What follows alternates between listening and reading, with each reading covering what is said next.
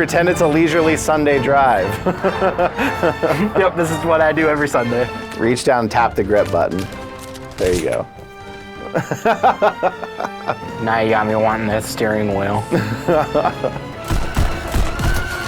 And this is easy? Wow. Ooh, food. Okay, so I was right.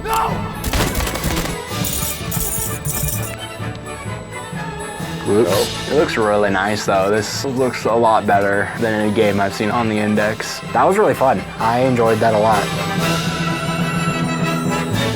You owned a PSVR 1, so I'm gonna give you this thing. I haven't turned it on, I haven't done anything. I'm just gonna let you try and figure it out. Well, that is it. Oh, there it goes. Assume there's a button. Nope, that's that. Oh, there it goes. That's actually kind of nice. It's actually really dark in here. Unlike my Index is not as sealed off. That's actually really nice for adjustment though. Not as painful as like the original one. I felt like the original one was heavier too. I could be wrong on that. I haven't used it in years because that's probably a lot of my problem is with these, what do they call it? They call these halo straps, right? Is all the pressure that you get at the front. That's actually really nice. It's very comfortable. A little loose. There you go. That's not bad. Still feels loose though. It feels like this is gonna like move around a lot if you shake your head at all. Other than that, it's not bad. My glasses aren't getting hit. Is that the pupillary distance here? Okay. So do you remember on the original PSVR, what did you have to do next? I had to turn it on. Oh, it vibrates to turn on. That's interesting. Ooh, it's got pass-through automatically on. That's cool. That's one thing I don't like about the Index is that you don't really get a pass-through immediately. It's usually just like a loading screen. It's kind of more disorienting than the Oculus one. Pass-through feels a little bit jittery compared to that one. It feels more like you're actually looking through a camera. I'm gonna make this really hard on you. I'm just gonna hand you a controller and you're gonna have to figure it all out. And we use wrist straps, so let's see how far you can get on that. I can't see how that, okay, I guess. That's a weird placement for the wrist strap. Now with this one, I'm gonna help you a little bit. I'm gonna show you something here. So put your hand through here. I'm gonna hold this controller, just pull your hand out and twist it. The other way you turn. There you go. Okay, like that, okay. There you go. Interesting. That's actually kind of cool. They're not as small as they look once they're actually on your hand, but they also have kind of small hands, I guess. Is this supposed to be your middle finger? Because it's a grip button, just like Oculus. That's kind of, yeah, I never liked that. I have the same issue on the Index though. Anytime they try to do the grip type of functionality, it always feels weird to me. Placement, I guess this one's not bad because it's a button, but on the Index, I can wind up having my hand jammed at the bottom. This one's not that bad. Well, next step, figure out how to turn the controllers on. Is that one? No.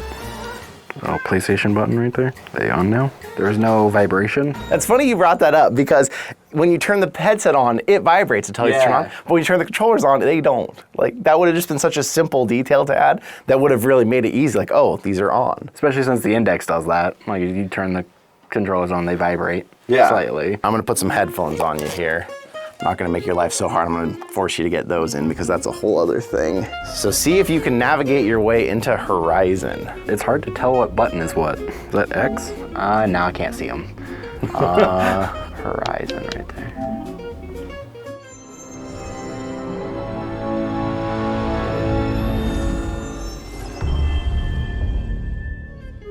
So you're gonna wanna go on that one. Dominant hand left. Sticks. Definitely sticks. Oh, nope. How do I go back? I don't like the head thing. I'm not used to it all. The Index does not do that. So it's eyes, it's not your head. Well, yeah. Yeah, any of that. There. Can't walk in the light, you can't see in the light, right? I don't like that it doesn't tell you what the IPD is, because I know my IPDs. Will you sit your patronizing ass down and paddle? I can't grab it. The dirt doesn't look realistic, but the leaves kind of do. They look more realistic than the dirt does. That just looks like a painting or like a 2D sprite that's just sitting there. Water looks nice. Yeah, looking up is very disorienting. It just feels like I'm gonna fall back. The water is very nice looking. I like looking at the water. What's that tonic doing?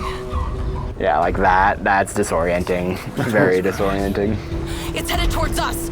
Are you noticing that the foveated rendering is happening? Not really, but that's also very hard to tell because it's always gonna change as soon as you look at it. Can't even really tell, which is good because you shouldn't be able to tell if it's doing its job. Yeah, the funny thing is we can tell out here because we can see what part of the screen you're looking at by how clear it is. Okay. It's subtle, it's totally obvious, but it's there. Yeah, it's super hard to tell when you're actually in the headset, which is I actually kind of like because if it was easy for me to tell, I wouldn't like it as much. But I want the bow. Give me. It looks really nice though. This looks a lot better than any game I've seen on the Index. Like, that's cool. That was disorienting, seeing the boat flip. Do I not get to do anything? Swim. Oh, I have to actually move?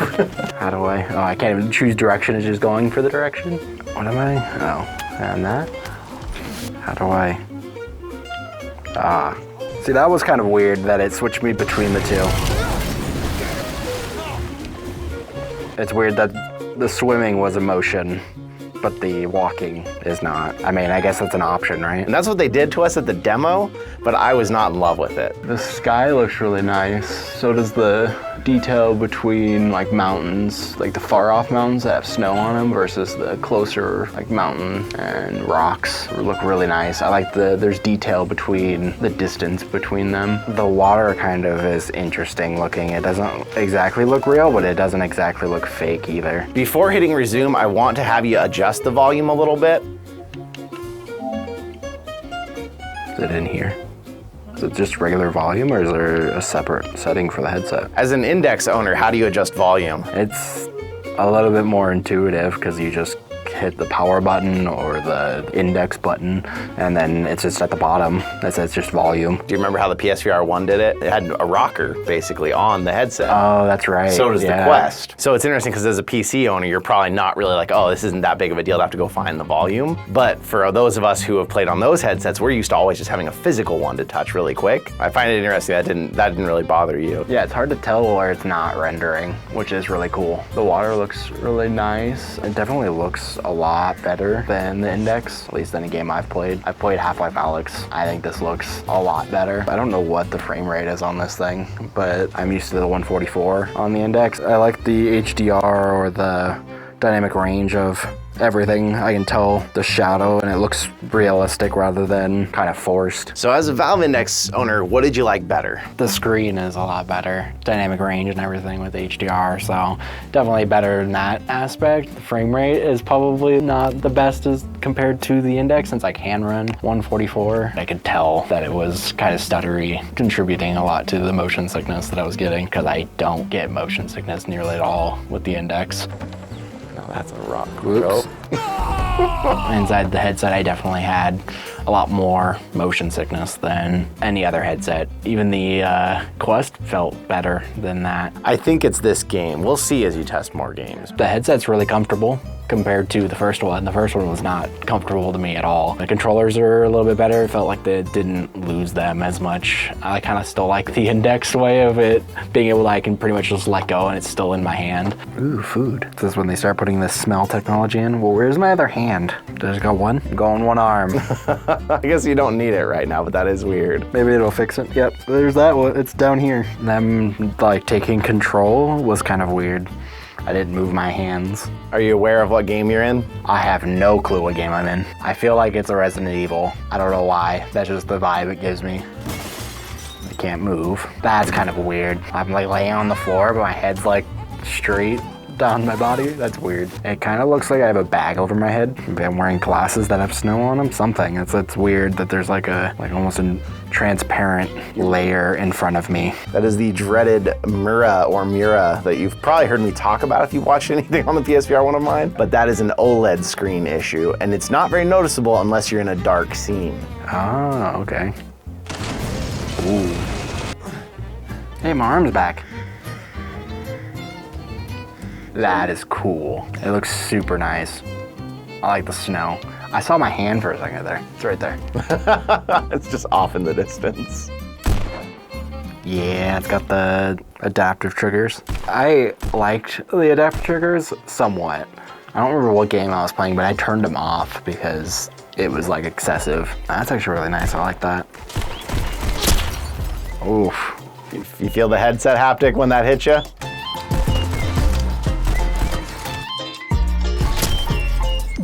That dodging is hard. And this is easy? Wow. Oh.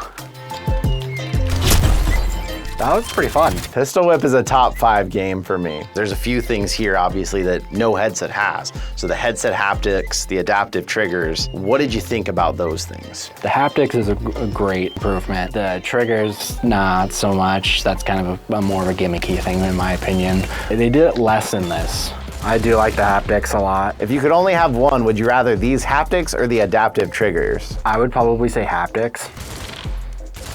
Because I think that, for the most part, the adaptive triggers is just a gimmick. I just feel like it's something cool you try once and then turn off. Pistol Whip. That one was fun to play and actually feel each time I clicked the pistol, and same with the haptics when I got hit. That was kind of cool. The headshots? Yeah, most of the games had some type of headset haptics, which was cool to see, especially people adopting, the developers adopting it, because usually that type of stuff is just, yeah, first party has it and then third party doesn't really do it.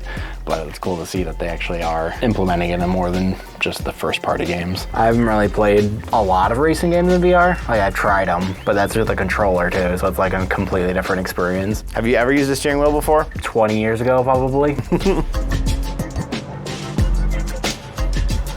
Oh. This is actually really fun. This is not what I needed. I don't need to be told that I need to get this now. Yeah, because I have no experience with the wheel besides normal driving. Just pretend it's a leisurely Sunday drive. Yep, this is what I do every Sunday. Now you got me wanting this steering wheel. This feels just like my car. I'm going, 90, yep, on the freeway, of course. How's the quality of your mirrors and stuff? I do like that. I knew that was like an actual functionality, is that you can actually use the mirrors, and that looks really nice. Obviously, it's still a game, but it looks very realistic. Nope. I'm way better on controller than this. Nope. Now I want a wheel. Oh. And it's not just a wheel, you have to get all the stuff for it. That was really fun. I enjoyed that a lot as a racing game. It is kind of sad that they didn't change everything, like with Resident Evil, and then with this, it's kind of, you're just seeing a theater type style. You get into a race and then it's like the whole experience, but it'd be kind of cool for them to adapt it all. You can tell which games were VR to start with and which ones got an adaptation, basically. I didn't run into as many issues with the tracking as I do with like the Quest 2. I lost the tracking on the Quest 2 constantly, but this I didn't feel like I did. If I did, it wasn't noticeable, except for the one time that I pointed it out.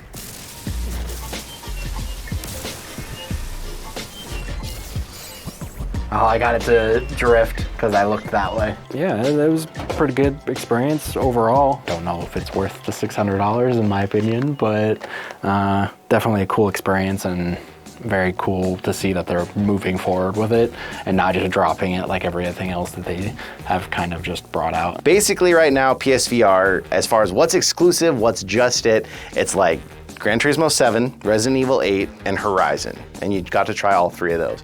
How would you rank those three games in what you liked, or is there any of those games you don't think you'd even continue playing also? So like, what was the best one, the second one, the third, and the last one? Is it something you'd at least still want to play, or is it? I don't think I'd play Horizon again. That was very disorienting for most of what I was playing. Resident Evil would probably be something I'd play like and jump into a little bit, but not like play the entire game that way. And then Gran Turismo, yeah, I'd get a racing wheel set up and play that probably constantly. Resident Evil I do own and I need to play through, but I'd probably play through that for the most part just on, regular game rather than in VR. And then, yeah, I couldn't play Horizon again. Is there anything about the headset, the controllers, the experience today you really didn't like? The frame rate is probably the only thing I can point at. The rest of it was really nice. Like I said, the tracking wasn't bad at all, especially for inside-out tracking, which I usually don't like. I think it can do 120, but I think depending on the game and the optimization, it's gonna be varied. You own a PS5 already. Yes. So the only barrier to this for you is the headset itself, the price. You're not like most people who are like, I need a PS5 and that.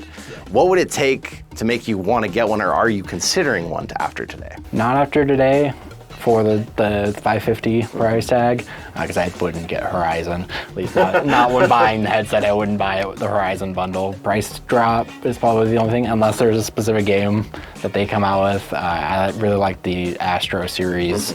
Gave me motion sickness, but it wasn't nearly as bad as Horizon. I think I paid $300 for the first one.